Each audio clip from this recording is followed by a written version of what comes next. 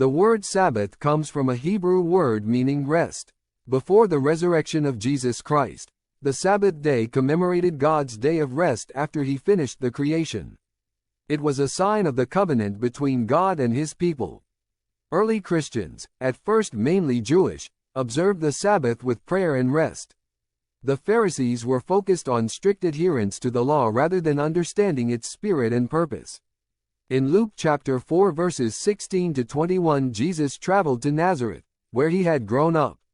On the Sabbath day he went to the synagogue, as he always did, and stood up to read. The book of Isaiah the prophet was given to him. When religious leaders accused Jesus of breaking the Sabbath because his disciples plucked some grain and ate it as they walked through a field, he said, "The Sabbath was made for man, and not man for the Sabbath. Therefore the Son of Man is also Lord of the Sabbath." Mark chapter 2 verses 27 to 28. It will give us an eternal perspective and spiritual strength.